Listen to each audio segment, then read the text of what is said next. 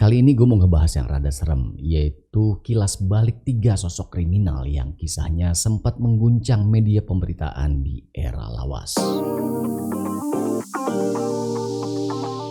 Hai bro and sis kaula muda di masanya serta kawan zaman now yang berwawasan dengan rentang waktu luas. Kisah-kisah ini gue ceritain tentu bukan buat menginspirasi berbuat kriminal, sekedar ngebacain berita-berita yang pernah viral di era lawas. Gue mulai dari kisah kriminal Kusni Kasdut. Ignatius Waluyo alias Kusni Kasdut. Sosok yang dijuluki Kancil ini sebelumnya adalah seorang pejuang perang yang pernah menghadapi Belanda. Pada masa era kemerdekaan dan era revolusi, dia pernah ditangkap Belanda dan bahkan kakinya pun pernah ditembak oleh Belanda. Iya, dia emang pernah berjasa. Tapi lu juga mesti tahu gimana cara Kusni Kasdut berjuang. Menurut James Deagle pada bukunya Penjahat Gaya Orde Baru Eksplorasi Kejahatan Politik dan Kejahatan yang diterbitkan di tahun 2000, ternyata sosok ini berjuang dengan cara ngerampok orang-orang dari etnis Tionghoa. Lalu setelahnya dia pun menyerahkannya sebagai dana revolusi. Setelah era revolusi selesai, Kusni Kasdut pun berniat untuk menjadi tentara. Sayangnya karena kondisi kakinya yang pincang karena tertembak Belanda itu membuat dia ditolak untuk menjadi tentara. Karena dia nggak bisa masuk jadi tentara dan nggak bisa juga dapat pekerjaan lainnya, maka dia pun terpaksa menggunakan keahliannya merampok tadi untuk memenuhi kebutuhan hidupnya. Bersama teman-temannya yaitu Bir Ali, Mulyadi, dan Abu Bakar, Kusni Kasdut pun membentuk geng perampok. Lalu di tahun 1953 mereka pun merampok seorang hartawan dari etnis Arab yaitu Ali Bejenet sehingga hartawan tersebut terbunuh. Kemudian di tahun 1961 geng rampok Kusni Kasdut kembali melakukan aksi yang menggemparkan. Kali ini mereka melakukannya di Museum Nasional atau Museum Gajah. Kisahnya begini, mereka menyamar menjadi polisi dan menggunakan jeep sehingga bisa masuk ke museum dengan bebas membawa senjata. Setelah berhasil masuk ke dalam, mereka pun menyandera para pengunjung.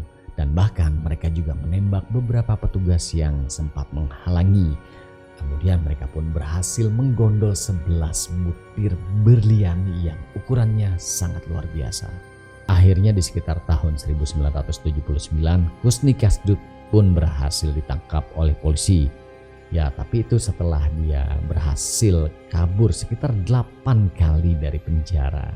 Lalu karena pengajuan gerasinya ditolak oleh Presiden Soeharto di tahun 1980, maka penjahat yang pernah berjuang untuk bangsa ini harus mati di tangan regu tembak milik negara. Kisah berikutnya adalah kisah Johnny Indo. Berbeda dengan kisah kriminal Kusni Kasdut, ujung cerita kisah Johnny Indo berakhir dengan manisnya hidayah karena beliau berhasil kembali ke jalan yang benar. Inilah kisahnya Johannes Hubertus Eichenboom atau Johnny Indo. Pada era 70-an, Johnny Indo memiliki geng rampok yang disebut Pachinko, kependekan dari pasukan Cina Kota. Sasaran geng ini adalah toko-toko emas dan menurut buku yang ditulis oleh Gary yang berjudul Perspektif Baru Penulisan Sejarah Indonesia yang diterbitkan di tahun 2008, Johnny Indo itu nggak pernah membunuh siapapun ketika saat dulu dia merampok toko-toko emas. Ada cerita menarik. Jadi walaupun aksi-aksi Pachinko sering dimuat dalam media-media pemberitaan, justru keterlibatan Johnny Indo yang juga berprofesi sebagai foto model iklan belum juga terendus oleh polisi. Aksi-aksi Pachinko memang cukup ditakuti bagi orang-orang yang merasa akan diincar jadi korban, yaitu toko emas. Ya, di tahun 1977 pada aksi pertamanya aja, Johnny Indo sudah menyelipkan pistol Smith dan Wesson kaliber 32 di pinggangnya, serta dia juga menjinjing tas yang berisi senapan mesin ringan Thompson. Dalam aksi pertamanya ini, Johnny Indo dan kawan-kawan membajak taksi gelap yaitu sedan Corolla, lalu membuang supirnya di suatu tempat. Kemudian mereka pun menggasak toko emas yang berada di daerah Kebon Kacang, Tanah Abang, Jakarta. Setelah beres, mobil taksi gelap sedan Corolla tadi pun ditinggalkan di suatu tempat yang mereka telah pastikan tidak meninggalkan sidik jari.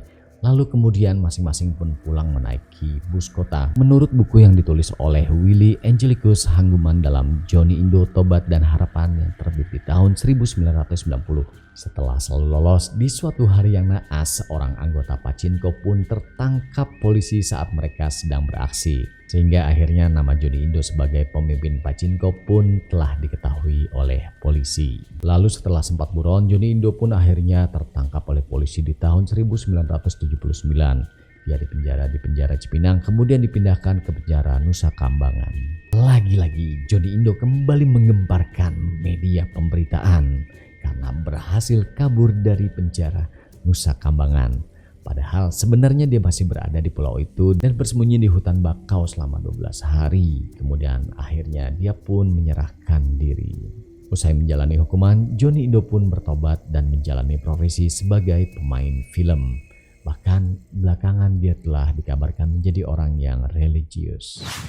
Berikutnya adalah Edi Tansil. Yang ini beda lagi. Dia adalah perampok tanpa senjata. Ya, dia menggasak harta negara dalam jumlah yang sangat besar alias koruptor.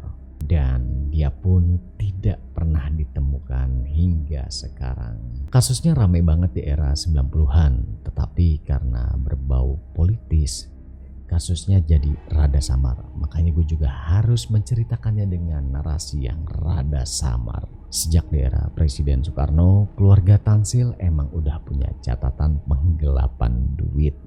Lalu budaya keluarga ini dipertahankan dan berlanjut hingga ke era Edi Tansil yang main di zaman Presiden Soeharto. Saking wonya nih, konon aksi mereka pun dibuat menjadi inspirasi untuk film dokumenter yang berjudul Sour Grapes. Konon katanya kita balik fokus ke Edi Tansil, tapi tentunya tanpa mencolek nama-nama orang penting di negara ini yang namanya ditulis di media pada saat itu. Menurut media, intinya Edi Tansil telah merugikan duit negara sekitar 1,3 T dalam perkara kredit macet Bank Pembangunan Indonesia atau Bappindo lewat transaksi gelap yang melalui perusahaan induknya yang berada di Hong Kong yaitu Golden Key Group, yang dipermudah oleh sesuatu yang pada saat itu dikenal dengan istilah kata BLC. Kalau nggak tahu artinya lu cari sendiri aja di Google. Nah, pada saat itu sebenarnya Edi Tansil sempat berhasil ditangkap, tapi kemudian dia pun kabur dari penjara Cipinang. Kemudian perburuan akan dirinya dikembangkan menjadi skala internasional. Tapi ya begitulah, kasus koruptor kabur kan emang masih berulang hingga ke zaman now. Nah, sekali lagi kisah ini bukan untuk menginspirasi berbuat kriminal, tapi sekedar ngajak nostalgia ngebacain berita-berita yang pernah viral di era lawas.